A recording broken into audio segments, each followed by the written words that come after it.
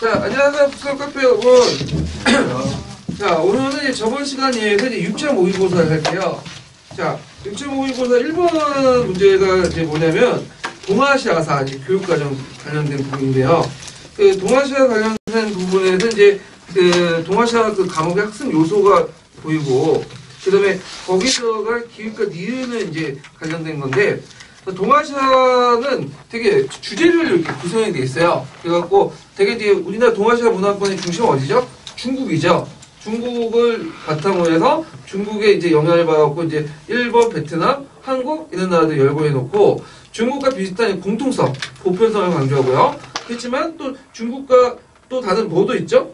차별성도 있죠. 예, 이런 것들. 그래서 보편성과 또 중국의 상관성 이런 것들을 강조하면서 또 차별성 이런 것들이 또 강조되는 그런 것들이 특징을 가지고 있다는 거죠. 그래서 이때 이제 동아시아사와 관련된 그 밑에 기획과 니은은 보편성하고 상관성이에요. 예, 그래서 이거 읽어보시고요. 자, 그러면 이제 동아시아 목표와 관련된 그 교육과정 관련된 과목의 성격과 목표를 좀 볼게요. 이제 처음에 이제 지금 동아시아 처음 나가는데 1페이지 펴보세요. 보충 페이지에. 자, 거기 보면 동아시아 과목 성격이 보이고 그 다음에 동아시아 과목의 목표가 보여요.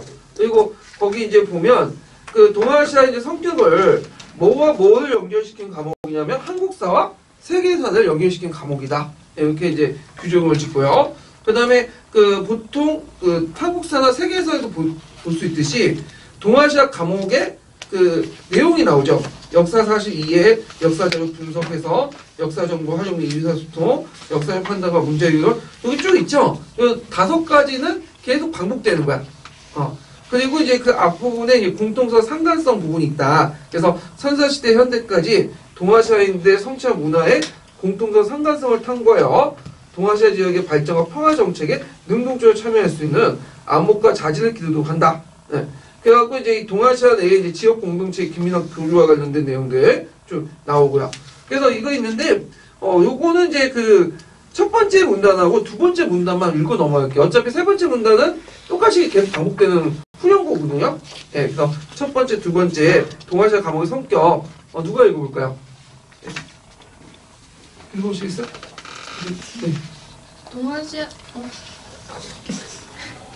동아시아사는 동아시아 지역에서 전개된 인간 활동과 그 결과로 남겨진 문화유산을 역사적으로 파악함으로써 이 지역에 대한 이해를 증진하고 나아가 지역의 공동 발전과 평화를 추구하는 안목과 자세를 기르기 위한 과목이다. 선사시대부터 현대까지 동아시아인이 성취한 문화의 공통성과 상관성을 탐구하여 동아시아 지역의 발전과 평화 정착에 능동적으로 참여할 수 있는 안목과 자질을 기르도록 한다. 예. 자, 그 다음에 이제 그 밑에 그 동아시아 과목 목표를 좀 볼게요. 자, 동아시아사는 과거 현재는 통합적이고 균형 잡힌 역사 이해를 도모하고 상호 발전과 평화를 추구하는 자세를 기울여서 상호력의 정통을 더욱 강화된다. 그래서 여기 핵심적인 단어는 이제 과거와 현재 통합, 그 다음에 그 밑에 있는 상호 발전과 평화 이런 것도 있고요. 그 다음에 그 밑에 보면 이를 위해서 동아시아 사회 형성과 전개 과정을 역사적 단계에 맞게 시기를 구분하고 시기별로 해당 지역에서 공통적으로 나타날 수 있거나 비교의 대상이 될 수 있는 몇 개의 주제를 설정해서 지역 전체 역사상 조망을 할 수 있도록 구성한다. 그래서 이를 위해 밑에 있죠. 동아시아 사회부터 해갖고 구성한다. 여기까지 줄을 쭉 쳐놓으세요. 예. 왜냐하면 이걸 그 동아시아 사회 구성 그 형식이 있죠. 예. 요거는 그 전에 11년 개정 교육과정에 나와 있었어요. 그리고 요번에 또 나와요. 그래서 동아시아사는 그렇게 큰 변화가 없어요. 예. 그래서 구성 방식 부분은 쓰라고 나올 수 있어. 쓰라고. 예. 그래서 그거 외워두시고요. 그 다음에 이제 여기 밑에 보면 자, 동아시아사는 동아시아 지역의 역사 전개 과정을 주체적이고 개방적인 관점에서 종합적 체계적으로 파악하여 지역의 문화적 특성을 이해하고 현존의 가제를 올바르게 인식하는 데 목표를 둔다. 만약에 동아시아 목표를 쓰라. 동아시아 과목의 목표를 쓰라. 그러면 요거 지금 언급한 내용도 있죠. 여기서 쓰셔야 되겠죠. 그래서 동아시아 과목의 목표 그리고 앞에는 구성 이렇게 나오죠. 자, 그럼 우리나라를 포함한 동아시아 지역의 역사와 문화를 풍부하게 이해하며 다양한 관점을 가지며 자료를 분석 활용하면서 역사적 사고과 역사의식을 기르도록 하고 나아가서 동아시아 지역의 현존하는 갈등을 해소하는데 힘쓰며 지역의 상호 발전과 평화를 이바지하는데 자세를 가지도록 한다. 그래서 그 밑에 과목의 구체적 목표를 보는데, 자, 여기는 통합적 균형 잡힌 시각, 요걸 이제 중요하게 이제 키워드를 잡고요. 그 다음에 공통적 요소도 봐야 되겠지만 또 뭐도 봐야죠? 차별성, 독자적 요소도 봐야겠죠. 그래서 그 공통적 요소와 함께 각각의 독자적 요소도 봐야 된다. 요거 키워드 잡고 공부를 해주시고요. 그 다음에 다는 문화의 다양성, 그리고 라는 갈등 요소, 상호 발전, 이런 것들 있죠. 그래서 예전에 그 동아시아 관련된 교육과정 관련된 나올 때 갈등과 교류, 그 예전 시험 문제 나왔죠. 그래서 갈등을 키워드로 해가지고 이렇게 하고 이걸 해소하는 상호 발전 발전을 모색해서 보고요. 그 다음에 주제와 관련된 비교, 분석, 비판, 종합. 그래서 역사적 사고를 신장한다. 요거는 뭐 앞에 있는 역사나 세계사나 뭐 한국사 맨날 그 대표이 되는 것 같아. 비교, 분석, 비판, 종합. 사고 활동은 요거 좀 사고 활동은 좀 외워두시고요. 자, 그래서 그 밑에 이제 구체적 목표가 있어요. 그러니까 앞에는 이제 추상적인 좀 목표고, 요거는 그거에 대한 구체적 목표들을 좀 설명해 놓고 있거든요. 그래서 가에서 마까지 한번 읽어볼게요. 자, 그 다음 한번 들어보시겠어요? 예. 통합적이고 균형 잡힌 시각으로 동아시아 역사를 파악하여 이 지역의 특성을 이해하는 안목을 기른다. 시기별 사회와 문화의 특징을 드러내는 공통적인 요소와 함께 각국의 독자적 요소를 주제별로 접근하여 이해한다. 동아시아 역사와 문화의 다양성을 탐구하여 그 특징을 파악하고 타자를 이해하고 존중하는 태도로 항명한다. 동아시아 역사 전개 과정에서 나타난 갈등 요소를 탐구하고 이를 해소하여 상호 발전을 모색하는 자세를 갖는다. 주제와 관련된 자료를 비교, 분석, 비판, 종합하는 활동을 통해 역사적 사고력을 신장한다. 네. 자, 그 다음에 뒤에 넘어가서 이제 2번 문제 볼게요. 자, 2번 문제는 다음은 구조적 상상 기능에 대한 설명이다. 자, 밑줄치 내용을 고려해서 이 기능과 사고 과정의 내용을 두 가지 말해보고 일반화와 어떤 차이점이 있는지 서술해 보시오. 이렇게 있는데요. 자, 이거는 이제 그 뭐와 관련된 거냐면 많이 본 예문이죠. 어디에서 많이 봤죠? 노란 책에도 있고 파란 책에도 있고 남색 책에도 있어요. 네. 그래서 보통 이제 보관과 관련돼요. 보관. 그래서 보관하면 이제 비슷한 개념이 뭐죠? 삽입. 그래서 보관과 삽입은 그 어느 게 뭐 비슷하냐 차이 가지고 되게 논란이 많아. 근데 학자들 보기에는 그냥 보관과 삽입은 비슷한 개념 보고 있어요. 다만 이제 남색 책에서는 보관하고 삽입하고 약간의 이제 의미를 좀 달리두는 부분이 있는데 보관은 중간에 빠져 있는 것들을 메꿔주는 거고 삽입은 두 개의 사료 중에 이렇게 그 연결된 거죠. 예, 그 두 개의 사료가 떨어져 있고요. 이걸 서로 연결시켜주는 게 삽입이다. 이렇게 있지만 실제적으로는 거의 비슷하다 이렇게 보시면 돼요. 예, 굳이 이제 차이점을 쓰라고 하면 이렇게 쓰면 되는데 거의 비슷한 개념이고요. 그 다음에 이제 거기에 나오는 보관과 개념 관련된 그는 삽입으로 써도 될 거예요. 예, 그래서 이제 그 보관에 대한 이제 사고 작용이 남색 책에 있는데 일단 역사가가 알 수 있는 사실 토대로 증거가 빠져있는 사실 상상적 추론하는 그 사고작용이 있고요. 내용이 있고 그 다음에 명시인 정보와 증거가 명확하게 있지 않는 것은 있어야 할 것 사이에 간극을 메우는 것 이런 것들이 이제 그 두 가지 사고 관련 내용이죠. 요거 남색책 그대로 있어요. 외워두시고요. 그러면 일반화와 차이점이 뭐냐? 보관하고 삽입하고 일반화의 차이점이 뭐냐? 자, 보관과 일반화는 사건의 법칙적 틀에 맞춰서 설명하는 데 반해서 보관이나 삽입은 그 사실 자체가 밝히는 데 목적이 있어. 예. 그러니까 일반화는 어떤 법칙을 가지고 설명하는 목적이 있고, 그 보관과 삽입은 그 형상을 그 자체에서 밝히는 데 있어요. 예. 그게 이제 좀 차이점이다. 그래서 이렇게 이제 해서 그 좀 보시면 되고요. 그 다음에 구조적 상승은 그 보관과 삽입 외에도 또 여러 가지가 있죠. 뭐 신해석도 있고, 그 다음에 감정이입도 있고, 역사적 판단도 있고, 그런 것들 있죠. 그래서 요 관련된 내용은 이제 남색 책을 좀 보시고 되고요. 근데 노란 책도 괜찮아요. 노란 책이 좀 자세히 돼 있어요. 예. 그래서 이거 좀 보시면 될 것 같아요. 자, 그 다음에 3번 관련된 내용을 보죠. 3번.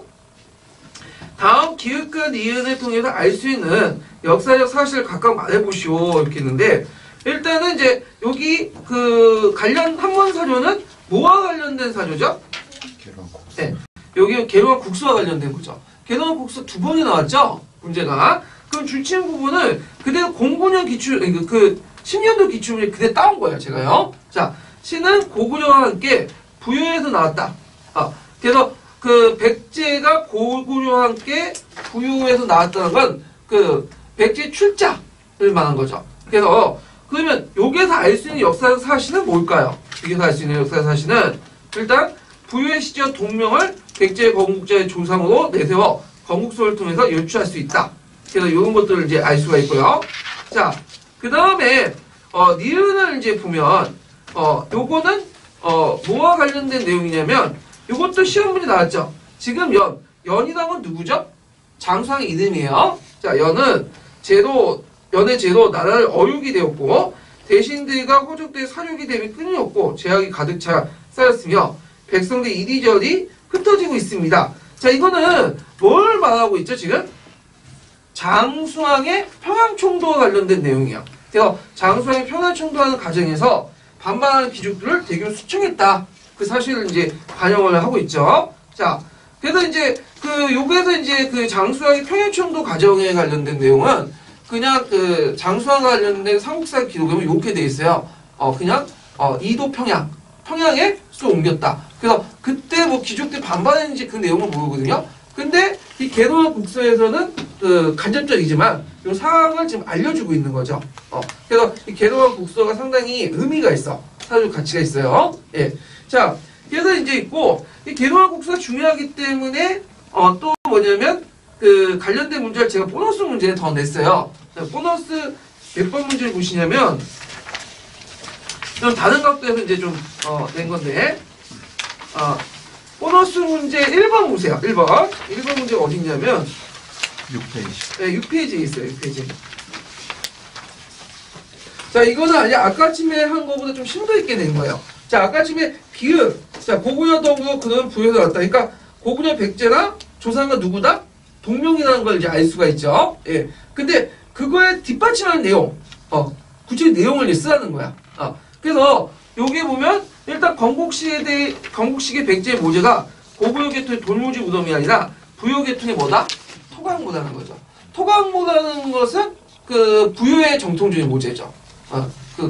근데 고구려는 맥족은 뭐죠? 돌무지 무덤이죠. 이게 차이가 있죠. 그래서 우리가 이제 알고 있는 계단식 돌무지 무덤은 그게 갑자기 처음부터 이게 발전돼서 나온 게 아니라 뭐죠? 4세기 중엽 때 갑자기 출현된 거예요. 이 말은 어떤 의미가 있을까요?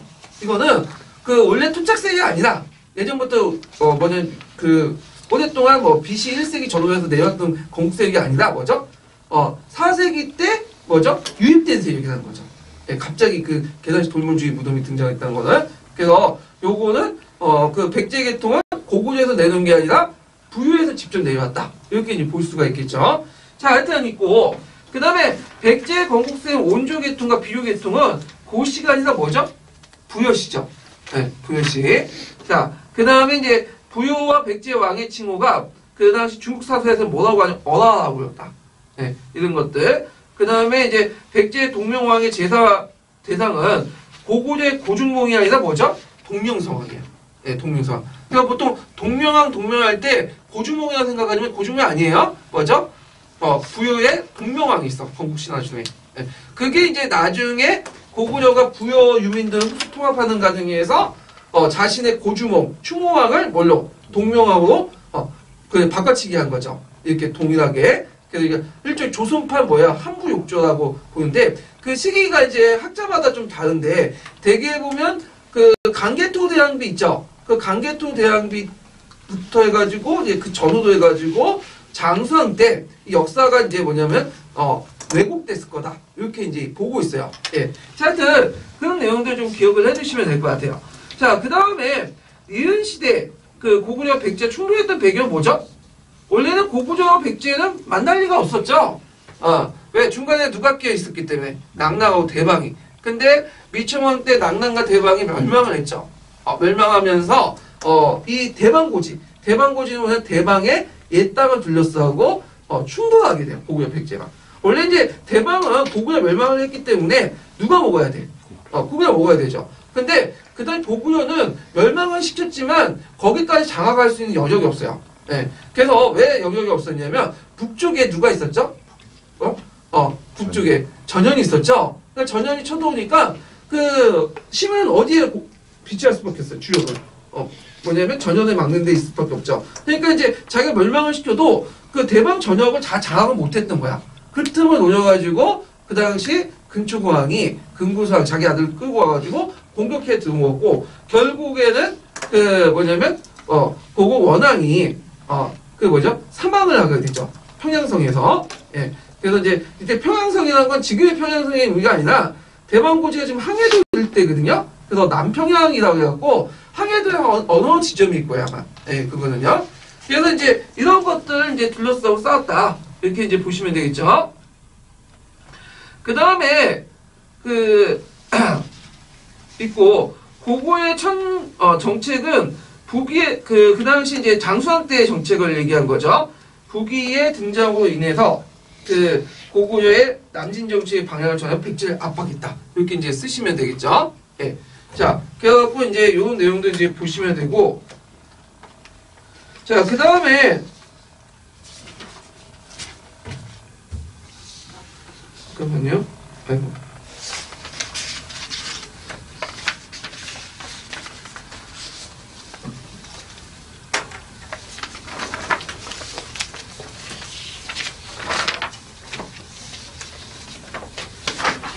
그 다음에 문제가 아까 지금 어디로 들어갔죠?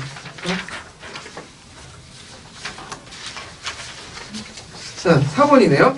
자, 4번은 동군형 기춘에 나왔던 울릉도 독도와 관련된 거야. 울릉독도. 그래서 이번에 한국사 교과서 보시면 울릉도 독도에 대해서 자세히 설명했거든요. 내용이 되게 많아졌어요. 그래서 나올 가능성이 많은데 일단은 이제 그 4번과 관련된 칠령은 구한말 때 대한제국 식령 40기호예요. 그래서 그 간보에 게재됐던 내용인데 1900년에 공포를 했죠. 그래서 그 대한 그 제국 식령 41호는 울릉도를 군으로 승격한다는 거예요. 울릉도 군으로. 예. 그래갖고 이제 있는데 그러면 이걸 이제 문제 풀기 전에 제가 울릉도 독도에 대해서 한번 살펴보기도 하죠. 자, 보충자료 2페이지 펴보세요. 자, 울릉도 독도는 이제 예전에 그 울릉도는 예전 뭐라고 했죠? 신라시대 때 우상국이라고 했죠. 그 지지원 때 이제 그 신라 영역에 포함됐고, 그러다가 이제 조선시대 때 들어가면 여기가 관리하기 힘들다 해가지고 공도 정책을 펴요. 그러니까 성을 비우는 정책을. 그때 이제 일본 어민들이 불법 침입하니까 숙종 때 안현곡이 울릉도에 일본이 추방을 하고 일본에 가서 울릉도 독도가 우리의 영토임을 확인을 받고 그리고 일본 막부도 독도의 부속도서를 독도와 그 부속도서를 조선 영토 인정하는 문서를 조선 조정에 넘기죠. 독도가 아니라 울릉도죠. 예, 울릉도와 그 부속도서를 그러니까 여기 부속도서는 어디에 속한 거야? 독도. 자, 그래갖고 있고 그러다가 이제 1880년대에 그다음 공도정책을 중단하게 되죠. 그래서 울릉도 개청령을 내려갖고 결국엔 이제 울릉도에 이제 많은 사람들이 도면에서 살게 되고 결국에 대항제국 칙령 41월에 울릉도를 군으로 승격하고 독도를 가난하는 칙령을 선포해요. 이때 독도를 뭐라고 불렀냐면 석도라고 했어. 석도. 석도는 뭐죠? 돌섬이죠. 그러니까 돌섬을 우리나라도 독도가 되는 거죠. 예, 이렇게. 그러다가 일본이 독도를 강탈하죠. 언제? 너일전쟁 때. 그래서 너일전쟁 때 왜 강탈을 해요? 여기는 사람이 살지 않는 것이다. 그러니까 국제법상 사람이 살지 않고 누구 영토도 아니면 그 어떻게 되죠? 먼저 차지한 사람이 인자다. 그래서 원칙을 내세웠고 이제 일본 영토 편입했다가 나중에 이제 강복 후에 우리나라 영토 다시 들어오게 되죠. 예. 자, 그래서 이 내용들 좀 기억을 해두시면 될 것 같아요. 자, 그러면 일본은 독도를 지금 뭐라고 해요? 죽도라고 하죠. 죽도. 다케시마 지금. 근데 주의할 것은 그 구한말 전까지는 그러니까 1905년 이전까지는 죽도는 어디였냐면 울릉도였어요. 송도가 뭐죠? 독도였고. 네. 그래서 거꾸로 된 거야.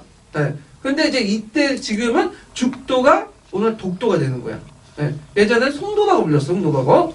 자, 그래서 요거 꼭 기억을 해주시고요. 자, 그러면 관련된 문제를 풀어볼게요. 자, 4번은 예전에 이제 공군형 기출과 관련돼서 한번 나왔던 건데, 일단은 그 공도정책, 그러니까 울릉도를 왜 공도정책을 폐지했냐? 그것은 일본 어민들의 불법 침입이 증가됐기 때문에 이렇게 쓰시면 되죠. 예. 그 다음에 이제 여기에서 이제 석도는 뭐라고 했죠? 독도라고 했죠. 그 독도를 일본이 러일전쟁 때 일본 영토 편입할 때 내세웠던 논리를 뭐 쓰시오.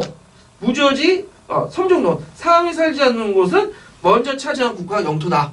이렇게 했다. 그리고 이렇게 내세웠고 실질적으로 러일전쟁 때 그 이 독도를 뭘로 이용했죠? 예?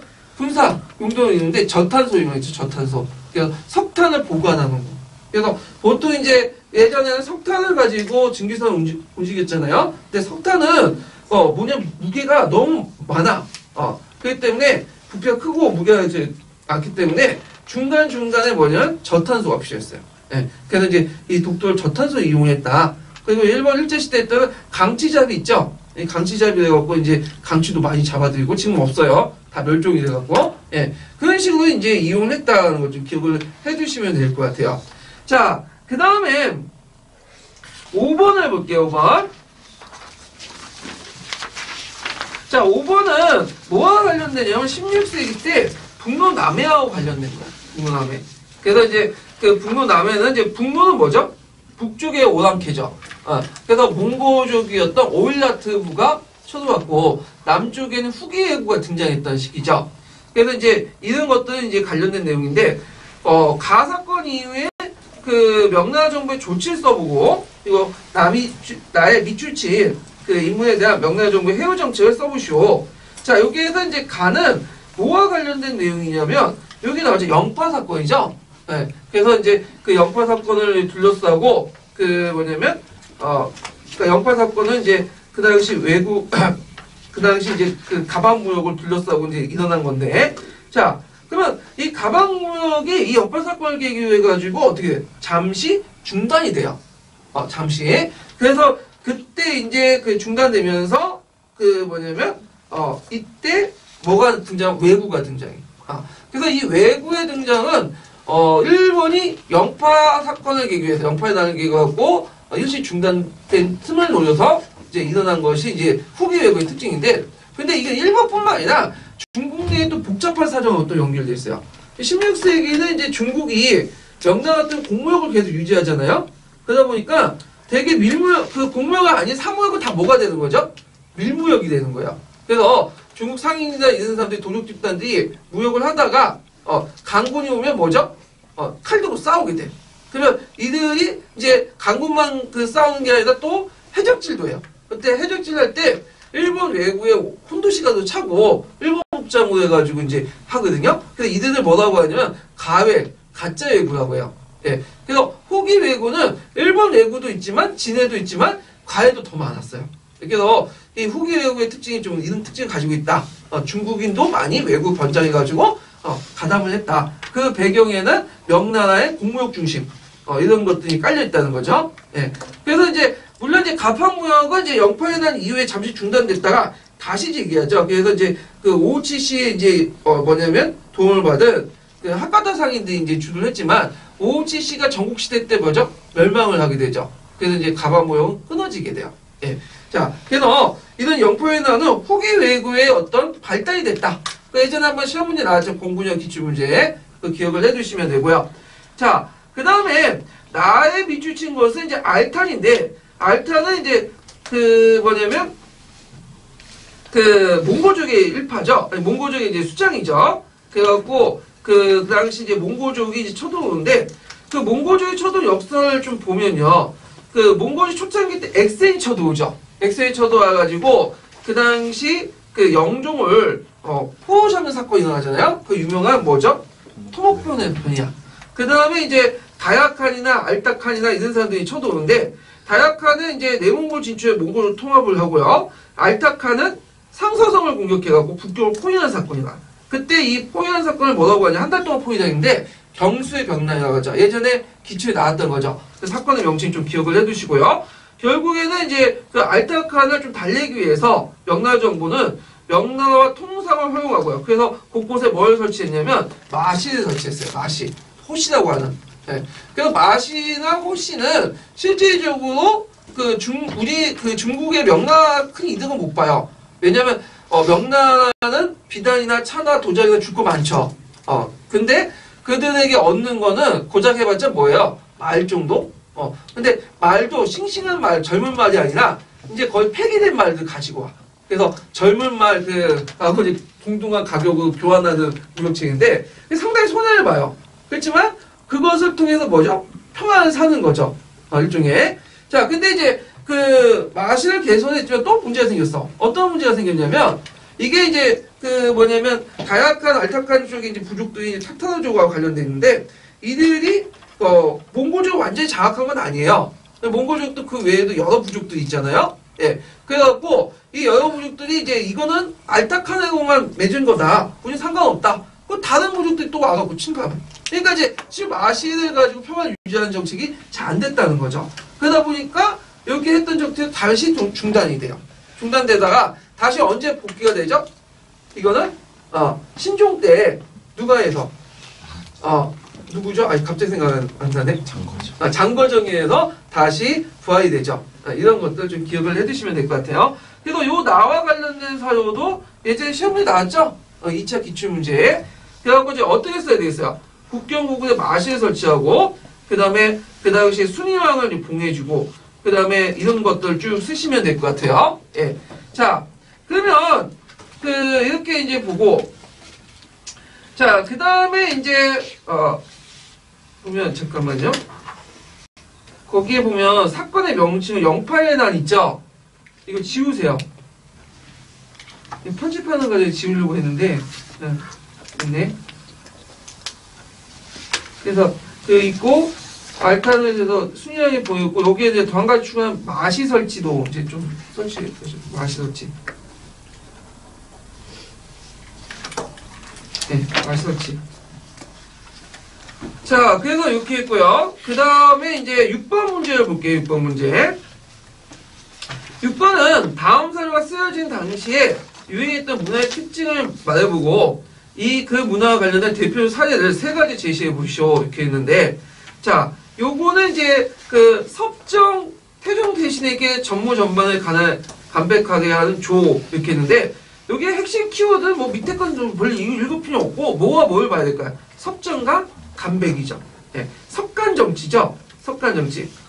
그래서 섭정이라는 것은 청왕의 나이가 어려서 청왕을 대신하여 정무를 집행하는 걸 말하고요. 간백은 뭐야? 성인이 됐을 때 청왕의 측도 자문을 하는 보좌 역할. 그러니까 처음에는 섭정이었는데 이제 청왕이 어느 정도 나이가 되니까 뭘로 이제 지위가 바뀐 거야? 간백으로 지위가 바뀐 거죠. 그래서 섭정과 간백이라는 이름으로 통치했던 시기 이걸 섭간정치라고 하는데 되게 이제 9세기에서 10세기 때 정도거든요.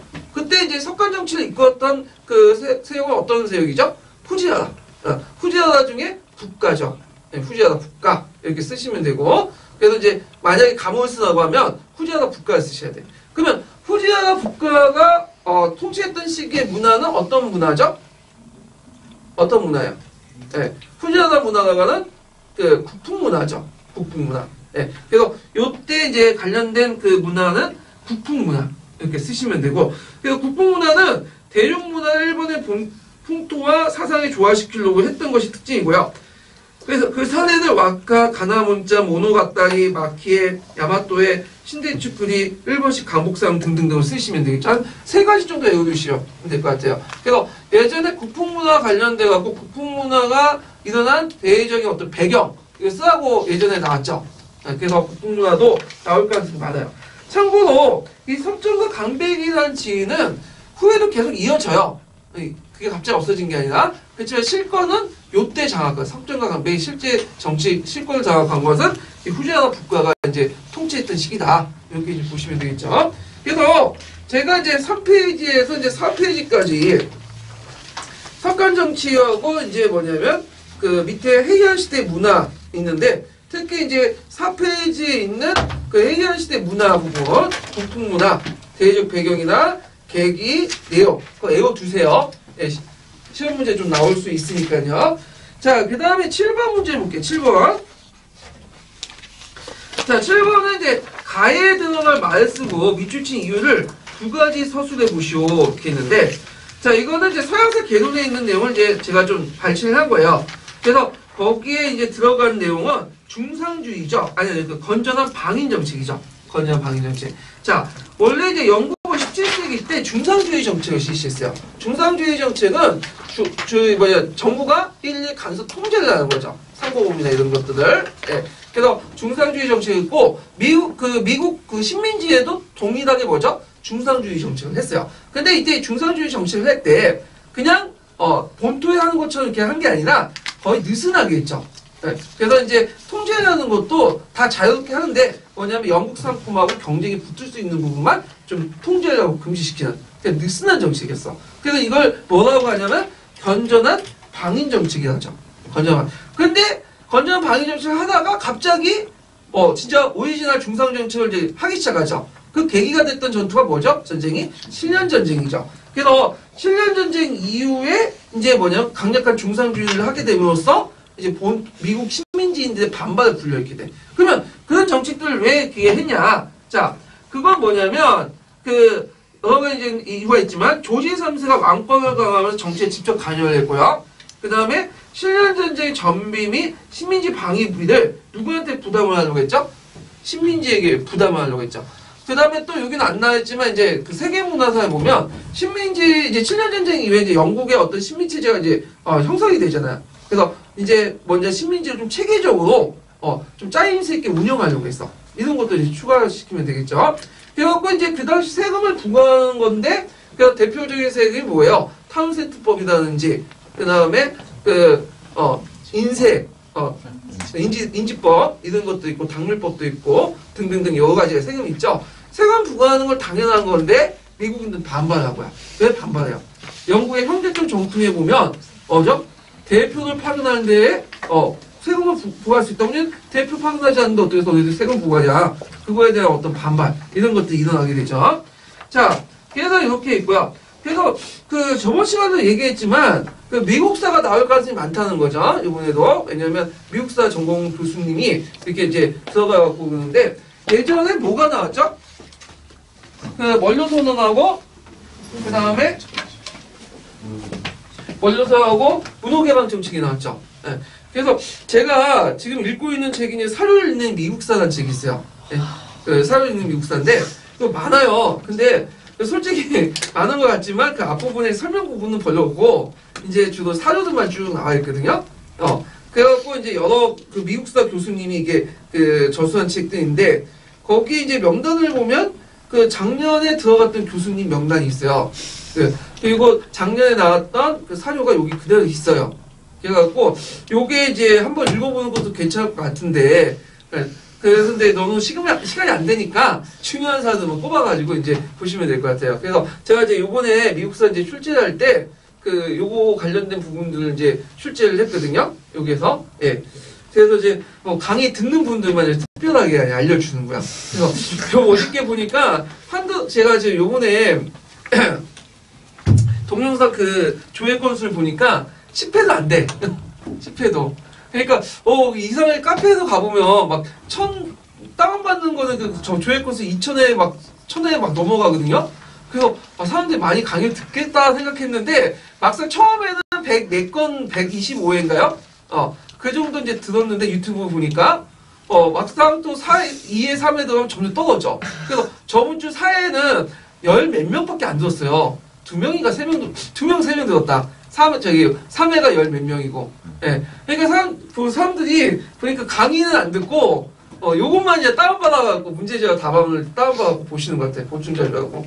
예. 그래서 강의를 직접 듣는 분에게 이렇게 해서 좀 혜택을 드리려고 이제 좀 여러 가지 정보도 알려드릴게요. 예. 자, 하여튼 이렇게 이해가 돼요. 저는 뭐 어차피 이거 돈 벌려고 하는 건 아니니까 그냥 문제지나 답안을 받고 이제 빨리빨리 체크하는 게 나을 것 같아서 그런 것 같은데 일단은 이제 뭐 이렇게 혜택을 드리는 방향으로 말씀을 드릴게요, 제가. 자, 그래서 이제 이렇게 이제 있고 그 다음에 이제 8번 문제 해볼게요. 8번 문제. 8번 문제는 러시아 혁명에 관련된 내용이죠. 그래서 러시아 혁명도 이제 나올 수 있는 부분인데, 자, 그러면 이제 러시아 혁명 순서를 써라. 이거 어디에도 많이 봤던 문제 유형이죠. 예전에 주관식 때 나왔던 거예요. 예. 그래서 이렇게 보면 일단은 가와 마를 시대 순으로 나열을 해봐라. 일단은 순서대로 얘기하면 가가 먼저죠. 그래갖고 이제 10월 칙령을 공포한대요. 그래서 10월 칙령 읽는 내용도 외워두세요. 10월 칙령도. 그 다음에 두 번째가 뭘까요? 다죠. 다. 그래서 자유주의 노포프 임시정부가 구성됐다. 그러니까 이거는 이제 매월혁명 이후인 거죠. 2월혁명 또 3월혁명 이후죠.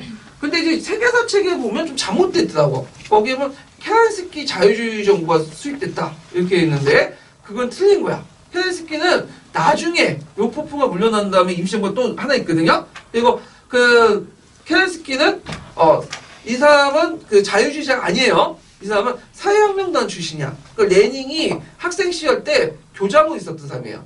예. 그래서 좀 책의 내용이 좀 잘못되어 있는데 하여튼 그 임시정부와 소비에트 이중 권력이 지속이 됐다. 그런데 이게 이제 그 다음에 뭐가 되죠? 레닌이 4월 태제를 공포했다. 그래서 4월 태제 내용 이거 외워두셔야 되겠죠? 예. 그래서 이제 있고 그 다음에 뭐가 나오죠? 케렌스키 임시정부가 구성돼요. 1차 세계대전이 계속 지속됐다. 그래서 케렌스키가 나중에 나온 거야. 그래서 임시정부 두 번 구성됐어요. 로포프 한 번. 이 사람은 이제 자유주의 성향이 있는 입헌민주당 출신이고, 그 다음에 케렌스키는 사회혁명단 출신이야. 그래서 케렌스키 임시정부 때는 이원적인 어떤 권력 구조가 붕괴됐어요. 그래서 이때 이제 소비에트도 참여했죠. 그래서 거기에 참여했던 세력들은 어떤 세력들이냐? 자유주의 세력도 있고, 그 다음에 사회혁명당이 있고, 그 다음에 그 맨세비키 세력이 있어. 참여하지 않은 세력들 뭐죠? 볼세비키요. 예. 그래서 이제 볼세비크가 이때부터 이제 그 모스크바나 페테르부르크에 이제 있는 소비에트를 장악을 하죠. 그래서 이 소비에트를 바탕으로 해서 매월혁명이 나는 거죠. 11월혁명이 나는 거예요. 10월혁명이 나가는. 그 다음에 이제 레닌이 집권하고 나서 그 전시 공산주의가 거치고 나서 여러 가지 병폐 때문에 안 되겠다 해갖고 공포한 것이 네프죠. 네프도 외워두세요. 꼭 네프도 이제 시험에 나왔던 거죠. 신경제 네프. 그래서 네프의 내용을 이제 보면요. 거기 이제 답안지에 볼 수 있듯이 농민의 현물세 납부, 인연 농산물의 자유 판매, 국영기업의 부흥, 외국 자본의 도입 이런 것들이 있다. 자, 그래서 제가 보충 페이지 6페이지부터 해가지고 쭉 어디까지 있냐면 그 8페이지까지 제가 이제 정리를 쭉 해놨거든요.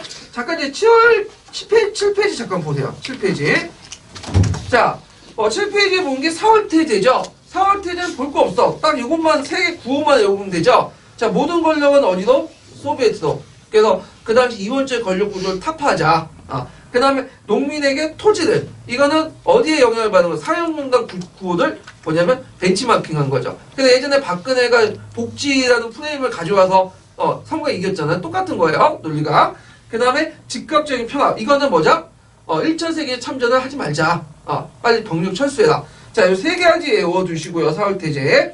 그 다음에 거기에 이제 쭉 보시면 자, 여기에서 이제 헌법 제정회의를 열죠. 12월면 성공한 다음에. 근데 막상 투표를 하니까 볼세비키는 4분의 1밖에 차지 못했어. 대부분 누가? 그 당시 사회혁명당. 그래서 사회혁명당도 좀 온건파들. 그러다 보니까 아예 안 돼. 그래서 의회 중심의 어떤 정치 구조보다는 노예 중심의 되죠. 소비에트 중심으로 하지 않아갖고 소비에트 연방을 구성하게 되는 계기가 되죠. 그 다음에 그 밑에 네프가 있는데 네프의 이제 배경도 외워두셔야겠죠. 배경도 예전에 시험 문제 나왔으니까 꼭 외워두시고 또 내용도 외워두시고 그 다음에 이제 영향. 그래서 외국의 협력과 자본의 기술 도입 필요해서 국제협조를 포방하고 그 다음에 라파도 조약을 맺고 그 다음에 세계 각국의 소비에트 정권을 인정해줬다. 뭐 이런 것들을 쭉 쓰시면 될 것 같아요. 네. 자, 그래서 이렇게 해서 이제 받고 그 다음에 9번을 보죠. 9번을. 자, 9번은 다음 절 A는 가에서 가와 나의 들어갈 적절한 단어를 쓰시오. 그리고 일반화의 정의를 2주 이내로 서술해보고 비전을 통해서 알 수 있는 일반화의 학습 효과를 한 가지 제시해보시오. 이렇게 했는데 일반화와 관련된 거예요. 일반화. 자, 일반화인데 여기에서 이제 가에 들어가고 역사적 개념은 역사적 사실 뭘 부여하죠? 의미 부여. 예. 그 다음에 그 역사적 사실은 역사 개념에 뭘 뒷받침해요? 정당화를 시켜주죠. 예. 그래갖고 이제 요거와 관련돼갖고 이제 몇 페이지 표시냐면 자 8페이지 잠깐 펴보세요. 그래서 8페이지에 보면 구체적 사실과 일반화, 개념 간의 관계가 있죠. 상호적 관계인데, 자, 구체적 사실은 역사의 핵심적 개념이나 원리를 정당화시키고요. 그래서 만약에 구체적 사실 뒷받침 원표는 역사 개념이나 원리는 공허하다. 그래서 여기 핵심 키워드는 뭐죠? 정당화, 공허. 공허. 만약에 이런 사실들이 없으면, 구체적 사실이 없으면 역사의 개념과 원리는 어떤 것이 문제점이 뭐냐? 공허하다는 거죠. 공허하다는 거. 실체가 없는 거지. 예. 그 다음에 핵심적인 개념이나 원리는 구체적 사실에 뭘 부여한다? 의미 부여한다. 키워드죠. 의미 부여 외워두시고. 자, 역사적 핵심 개념이나 원리가 없이는 구체적 사실에 의미 없는 사실의 나열. 사실의 나열이죠. 그래서 만약에 그것이 없을 경우에는 사실의 나열만 달라고 쓰시면 돼요. 예. 자, 그래서 이런 상호적 관계도 있고, 자, 그러면 일반화 호용성. 여기 일반화 호용성을 다 물어본 게 아니라, 어디를 기준으로, 자주 B를 중심으로 이제 물어본 거죠. 그래갖고, 김 교사는 절대 권력을 절대 분배한다는 아니라, 부패한다. 예. 고쳐주시고, 예, 부패한다. 자, 부패한다. 라는 일반화를 통해서, 무신정권, 세도정권, 이승만 정권을 이해시켰다. 학생들은 김 교사가 제시하는 일반화를 통해서 당시 부패한 북한의 김정은 정권의 만료를 예상할 수 있었다. 뭐 이렇게 있는데 앞부분은 뺏긴 거고 뒷부분 제가 이부분을 집어넣은 거예요. 예문을. 그래서 거기에서 이제 일반화의 특징은 뭐냐? 이거는 뭐냐면 그 당시 이제 그 일반 학습 효과는 그 당시에 하나의 일반화를 이해함으로써 학습자에게 과거, 현재 비례에 비슷한 사실을 예상하거나 성명, 분류, 조직할 수 있다. 이렇게 쓰시면 돼요. 이렇게 쓰면 되고 일반화 정의. 자, 일반화 정의는 두 개 이상 현상 혹은 개념 사이의 관계를 나타내는 진수이다. 그래서 여기에서 그 핵심 키워드는 뭐죠? 관계를 나타내는 관계. 개념과 개념을 그냥 제시하는 게 아니라 관계를 나타내는. 그래서 남자와 여자는 있다가 아니라 결혼했다. 결혼이라는 게 관계죠. 그래서 어떤 구체 사실이 쭉 나열되어 있고 이걸 일반화시켜라. 그러면 뭘 찾아내야 되죠? 그들 간에 뭘 관계시켜주는 개념들을 찾아가지고 끼워 넣어갖고 하면 되죠. 예, 서술하면. 자, 그래서 이렇게 있고요. 그 다음에 일반화의 뭐냐면 기능에 관련된 것들을 좀 볼게요. 잠깐 이제 8페이지 보세요. 자, 일반화의 기능은 이제 여러 가지가 있어요. 6가지가 있는데 일단 인간 행동과 그 관계를 설명한 모델이나 이론을 만들어주고요. 그 다음에 인간과 사회 구조에 대한 통찰력을 주어서 인간과 사회를 움직이는 방식을 이해해주고, 자, 그 다음에 이제 개별 사실의 의미를 부여하고, 그 다음에 관계를 설명해준다. 이렇게 있고, 그 다음에 사실과 개념을 활용하여 추론을 가져서 학습자의 사고 차원을 확산시켜주고, 그 다음에 여러 가지 역사적 개별 사실을 조직한 핵심 요소가 되고요. 그 다음에 그 탐구의 기초 요인이 된다. 이거 외워두세요. 그래서 일반화의 그냥 호용성 그냥 물어볼 수 있어. 무식하게 직접 까놓고. 그러면 한 2-3가지 써라. 그러면 3가지 정도는 외워두셔야지 쓸 수 있는 거죠. 자, 그 일반화의 종류도 예전에 한번 시험 문제 나왔는데 2가지가 있죠. 제한된 일반 뭐죠? 보편적 일반화. 그래서 그 범위가 좁은데 적용한 것은 제한된 일반화고 그 넓은 범위는 보편적 일반화. 그럼 총괄 개념은 일반화에 대입을 하면 어디에 속할까요? 제한된 일반화에 속하죠. 제한된 일반화. 자, 그래서 이제 일반화 부분을 좀 기억을 해두시고 그 다음에 10번을 볼게요. 10번. 자, 10번을 보면 다음 사조에서 기읍과 니은이 말하는 대중관계 인식을 말해보고 나시기 때 직권서의 성분을 써보시오. 그리고 디귿에 관련된 재료 2가지를 말해보시오. 이렇게 있는데 자, 이것도 많이 본 문제죠. 공부력 기출문제 나온 거야. 가는 뭐예요? 훈요 10조고 그 다음에 나는 시문 28조죠. 요거는 이제 한문에서 뒤에 있으니까 이제 보시고요. 그러면 여기에서 결정적으로 그 중국을 가르칠 때 다르죠. 당풍이라는 것은 뭐죠? 이때 당이라는 것은 그 당나라만 의미하는 건 아니에요. 뭐죠? 중국이라는 의미야. 그래서 우리가 당학이라고 하잖아. 당할 때 당나라 음악의 의미가 아니라 뭐죠? 중국의 음악인 거예요. 예. 그래서 당은 그다음 대명사 쓴 거야. 대명사. 고용사 쓴 게 아니라. 자, 그래서 중국의 어떤 문화라고 할 때 지칭할 때 당풍이라는 것은 나름대로 대등한 입장에서 볼 거야. 대등한 입장에서. 근데 시문 28조에서는 하해지제라는 건 뭐죠? 하라는 말은 뭐예요? 이거는 중국을 좀 우월해서 더 본 거죠. 중화의식에 입각해서. 예. 그래서 도는 중국을 바라보는 그 지층에서 이미 나오잖아요. 예. 자, 그러면 가에서 이제 통치했던 가의 주도 가시기 때 훈유 10조 때 주요 세력들은 어떤 세력이죠? 상대적으로 좀 자주성이 강한 뭐죠? 호족 출신이죠. 호족 출신. 근데 나는 성종 때니까 성종 때 누가 주도를 했어요? 육두품 출신들이죠. 이들은 이제 그 유학을 이제 적극적으로 받아들이려고 했고 중국의 문물을 제대로 받아들여서 중국식 간제나 이런 것들을 마련을 하고 있죠. 예. 그래서 이제 그 중국 그 고조 초기 때 역사는 그 호족 세력들이 주장하는 국풍문화 우리 걸 강조하는 거와 그 다음에 육두풍이 강조하는 뭐죠? 하풍은 뭐죠? 중국 문화. 국풍과 하풍의 대립이야. 결국에는 이게 서로 대립 투쟁을 하다가 현종 전후해 가지고 어디로 넘어가요? 하풍으로 넘어가죠. 예, 그래서 중국 제도를 이제 본격적으로 이제 받아들이기 시작하는데 이게 이제 어디에 나오냐면 저기 그 신부샘이 설명돼 있어요. 국풍과 하풍의 대립. 이런 구도에서 이제 보시면 되겠죠. 자, 일단 기획과 관련된 것들은 이제 고려와 중국을 동등하게 인식했고, 그 다음에 이제 니은은 중국을 중심으로 보고 고구조를 이제 동리중의 한 국가로 인식했다. 고구조가 아니라 고조죠, 정확하게. 예, 고조를. 예. 자, 그 다음에 나는 그 당시 이제 지배층이 뭐예요? 육두품 출신이죠. 육두품 출신. 그 다음에 이제 당시 이제 실시한 지도. 요게 핵심 키워드가 뭐예요? 당시죠, 당시. 당시. 그래갖고 불필구도 꼭 다를 필요 없다.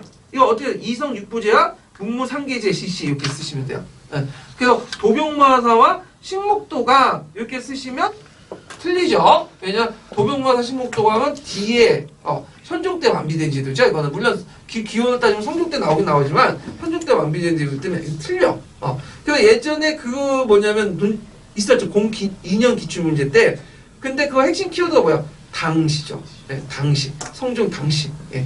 그래서 교과서에서는 식목도가 도병마사를 이제 깔고 이렇게 접근을 하거든요. 요 불필구동을 얘기할 때. 근데 그거는 그 교과서에서 얘기하는 것은 당시가 빠지고 고려 전체를 봤을 때 얘기를 한 거야. 이거는. 요거는 선종만 봤을 때 얘기한 거예요. 네. 그래서 지문을 잘 읽어보고 그 지문에 맞는 그 답을 쓰셔야 돼요. 그래서 여기 이제 임용시험 같은 경우에는 전체적 맥락을 쓰는 문제는 이제 안 나와요. 채점하기 힘들어. 그러니까 제한된 방식으로 문제를 내거든요. 근데 문제를 잘 안 읽어보고 그냥 자기가 생각하는 그 대본 큰 그림에 따라서 문제를 쓰면 틀린다 그거죠. 그러니까 문제를 잘 읽어보고 지금 출제진이 뭘 지금 얘기를 하고 있는가, 의도가 뭔가를 잘 생각하고 온 다음에 쓰셔야 돼. 덤벙대지 말고. 예. 자, 그래서 이런 내용들 좀 기억을 해두시면 되고, 그 다음에 11번 문제 볼게요. 자, 11번 문제는 이제 가와 나는 사료는 조선시대 편찬 농서이다. 자, 이 농서의 명칭을 써보고 그 다음에 편찬 배경을 한 줄 이내로 서술해 보시오. 그리고 가가 경작 방식 명칭을 말해보고 당시에 나의 경작 방식을 널리 보급하기 어려웠던 이유를 쓰시오. 자, 요거는 이제 딱 보니까 뭐예요? 농사직설이죠? 예, 농사직설. 그래서 농사직설과 관련된 내용을 명칭을 쓰면 되고, 편찬 배경은 어떻게 써야 될까요? 우리나라의 기후와 토양 조건이 중국과 다르므로 우리 풍토에 맞는 농법을 정리하는 것이 필요했기 때문에 이렇게 쓰시면 되죠. 어려운 거 없어요. 교과서에 있는 거 그대로 있으니까. 자, 여기에서 경작 방식은 뭐냐? 이거는 올봄 수세미요. 수사미 이렇게 쓰시면 되고, 그 다음에 수사미고 요 나는 뭐죠? 모네에게 삽정법이는 이양법이죠. 그러면 수사미가 뭐고 이양법이 뭐냐? 똑같은 공통점이 뭐죠? 수전농법, 물을 이용한다. 그러니까 수사미는 뭐냐면 그냥 뿌리는 거야, 물에. 근데 이양법은 뭐죠? 물을 가둬 놓고 거길 뭐냐면 모를 심는 거죠. 모를 심는 거죠. 이게 달라요. 그러니까 같은 수전농법이라도 두 가지가 다르다는 거 좀 기억을 해주시면 돼요. 그래서 이 관련된 사료는 어디에 있냐면 거기 국보셈이 있어요. 국보셈이 농사직설 안에 있는 이제 뭐냐면 여러 가지 재배법 같은 거. 그래서 수전농법도 있지만 한전농법도 있어요. 예, 그래서 수전, 한전농법을 다 소개를 했는데 이항법을 적극적으로 권장하진 않았다. 이항법이 안 된 것은 여러분들 다 아시죠? 그거는요. 뭐죠? 수혜수에 부족해서 가뭄에 취약했기 때문에. 요거 못 쓰면 어떻게 해요? 틀리는 거야. 요거 진짜 그냥 주는 문제야, 이런 것들은. 예. 근데 요런 데서 실수해갖고 하나 나가버리면, 그냥 영원히 굳이 합격권에서 완전히 멀어지는 거야. 이런 거 틀리면. 예. 자, 그 다음에 12번째 문제 보기 전에 잠깐 농사직설 관련된 부분을 제가, 그 9페이지 보충자료에 적어놨는데 한번 좀 보세요. 수삼이, 건삼이, 모내기법하고 농사직설 같은 경우에는 문제점이 뭐죠? 하산도 농법을 강조했다. 남부 지역의 농법을. 여기서 북방 농법을 이제 천시했다는 문제점이 있죠. 예. 이런 것도 있고, 그 다음에 어디에 영향을 받았냐면, 그 재민요수하고 농사집요. 농삽이다 있는데, 농사집요. 예. 오타가 있네요. 자, 그래서 그 재민요수와 농사집요인데 이것도 외워두세요. 예. 그래서 있고, 그 다음에 이제 형식과 구성에 영향을 받았다. 형식과 구성. 예. 그 내용이 아니라 형식과 구성에 영향을 받은 거예요. 그 이거 예전에 시험문제 나왔던 거죠? 예, 13년 기출문제. 자, 그 다음에 12번 문제를 이제 볼게요. 12번 문제. 자, 12번도 어디에서 영향을 많이 받던 거죠? 작년 문제죠? 야, 그래서 이건 숙종실의 송시호 졸기인데, 졸기는 그 뭐냐면, 그 조는 누가 죽었을 때 조이라고 해요? 좀 위대한 사람이 죽을 때 조이라고 하거든요? 그래갖고, 조선왕조 실록에 보면, 한 위대한 인물이 죽을 때는 그 인물에 대한 그 정기문을 신어줘. 그러니까 졸기 정도 신어줬으면 상당히 뭐냐면, 끝발 있는 인물인 거야. 근데 그 졸기 중에 제일 많은 졸기가 어디냐면, 송시호 졸기예요.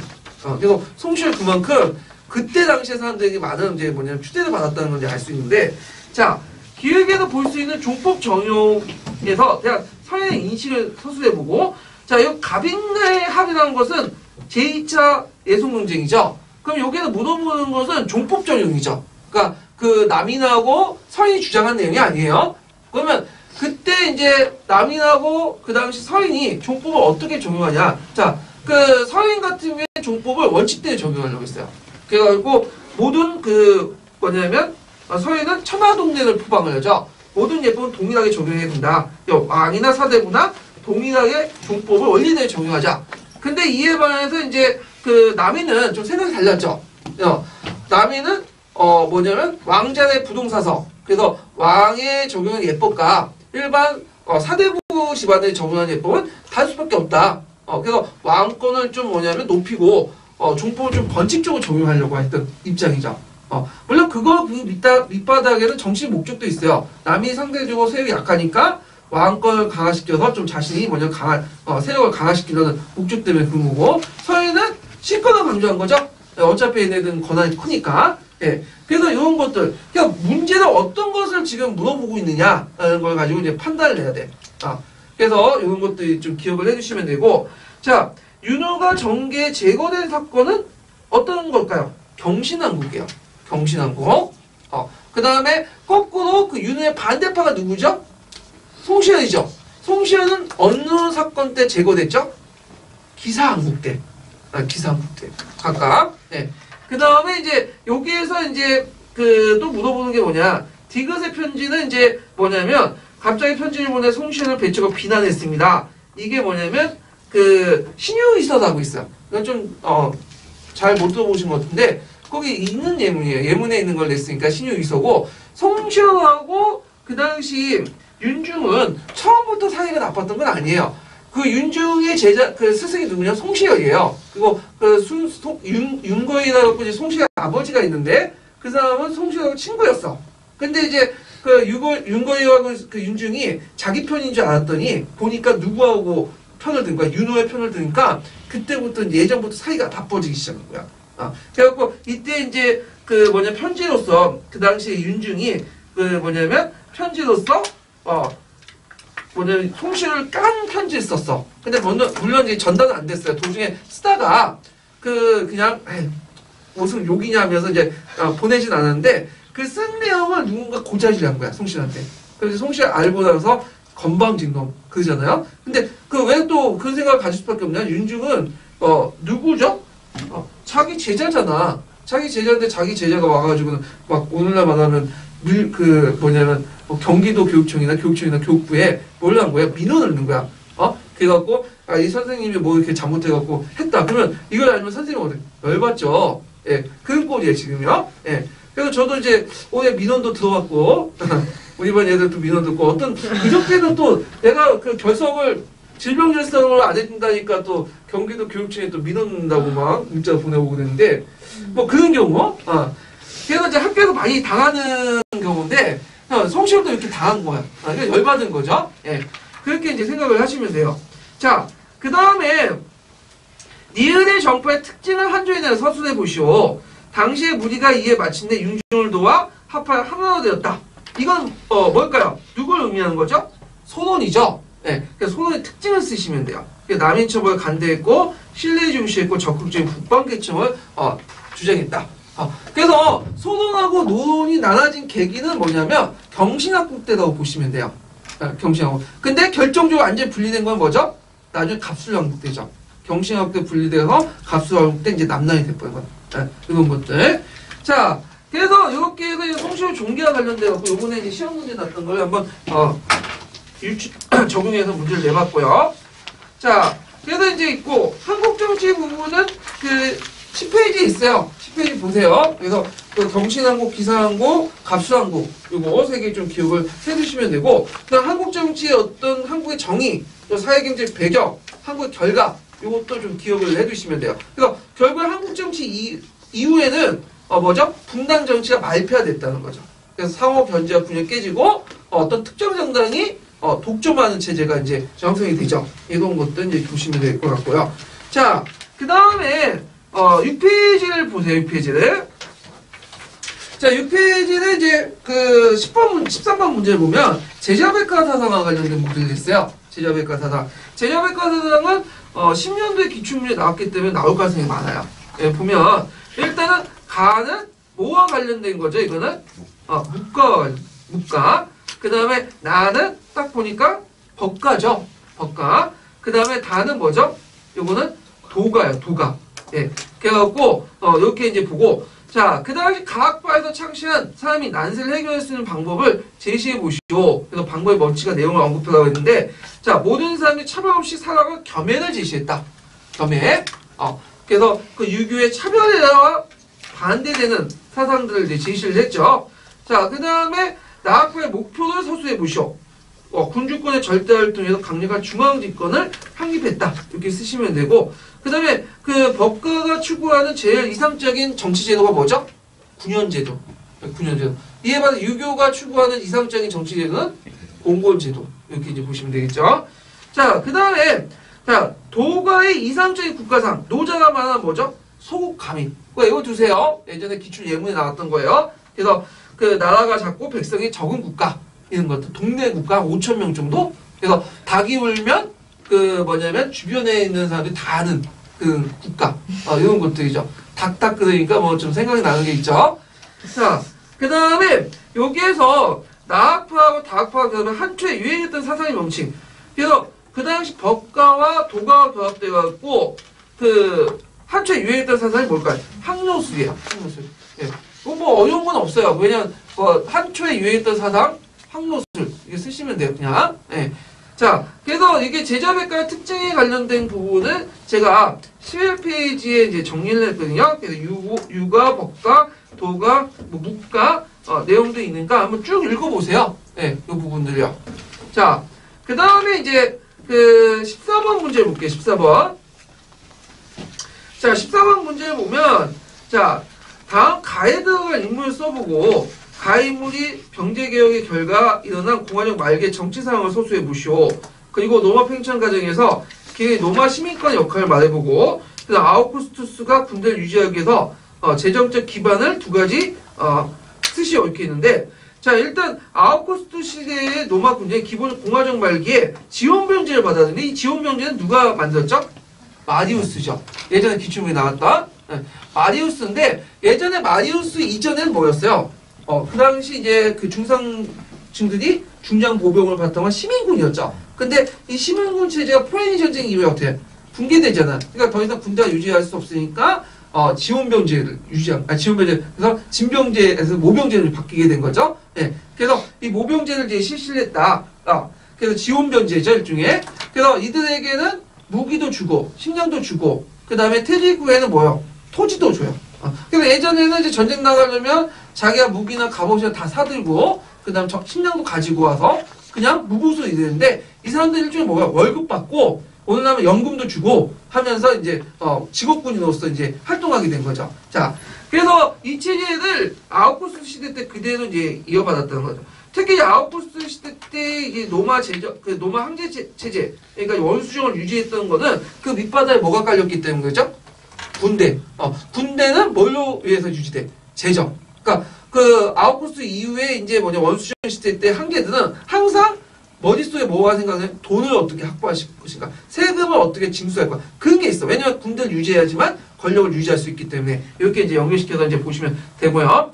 자, 그 다음에 이제 거기에 그 공화정 말기의 정치 상황은 뭐 굳이 설명 안 해도 아실 거죠. 그래서 유력한 장군들이 국가에 대한 충성보다 장군의 충성을 강한 사병화된 군대인데 이걸 무슨 정치를 한다?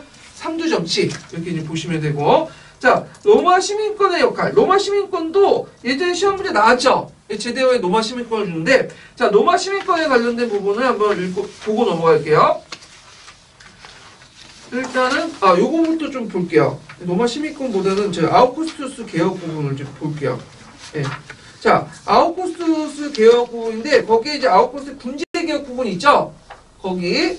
친위대, 야전군대, 보조군 요거 좀 기억을 해두시고, 그래서 친위대는 이제 한계 신병보호 특별 대우를 받고, 야전군대는 제국의 병력의 야전을 배치 이탈리아를 구성했는데, 문제는 야전군대 이제 출신자들이 다른 데로 이동을 못해요. 그러다 보니까 그 이탈리아인들이 그 현지 여자와 결혼을 하거든요. 그러다 보니까 이게 계속 그 자식을 낳으면 그 아들이 군인이 되고, 또 그 아들이 또 군인이 되고, 그러다 보니까 이제 어떻게 돼요? 속주 출신으로 바뀌게 돼. 예. 그 다음에 보조군이 있는데 이들은 로마 시민권이 부여됐다. 그래서 있는데 그래서 이 로마 시민권은 이제 예전에 기출문제 나왔던 건데 로마가 팽창하는 과정에 제일 중요한 그 요소가 됐던 것이 로마 시민권이에요. 로마 시민권. 그래서 아테나, 스파르타는 시민권을 폐쇄적으로 운영했죠. 폐쇄적으로. 근데 로마 시민권, 그 로마는 이 로마 시민권을 이용해갖고 그 적극적 대외 팽창을 했어. 그래서 로마 시민권을 이용해갖고 필요한 그 병력 자원을 또 구하고, 그 다음에 그 여러 세력들 통합하는 계기가 됐던 것이 로마 시민권이다. 로마 시민권 정책이라고 찾아볼 수 있는데, 로마 시민권은 세 가지로 나눠요. 하나가 뭐죠? 완전한 참정권을 갖고 있는 로마 시민권. 그 다음에 또 하나는 일종의 오늘날 미국의 영주권하고 비슷한 뭐죠? 라틴 시민권이에요.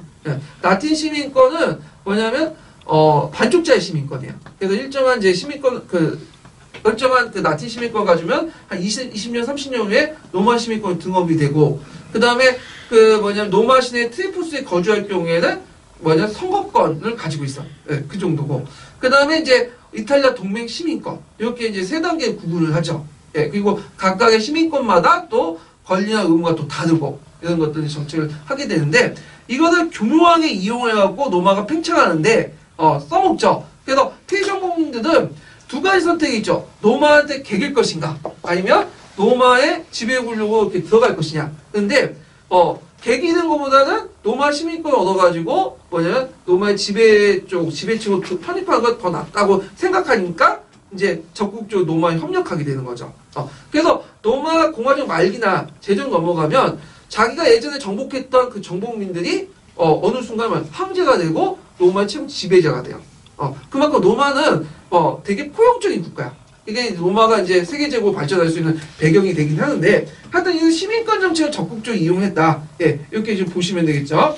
그 다음에 속주 정치에서 이제 보면 이제 두 가지 나왔죠. 원로원이 직접 통치하는 곳과 황제가 직접 통치하는 곳. 그리고 이제 세금도 따로따로 걷고, 그 중에 이제 재정 정책이 제일 중요한데, 그 황제 재정을 뭐라고 하죠? 피스쿠스. 예. 그래갖고 이 황제 재정을 바탕으로 해서 이제 군대도 유지하고, 관료제도 유지하고, 그리고 민중대 빵과 서커스를 제공해서 한신도 사고, 이런 것들을 했다.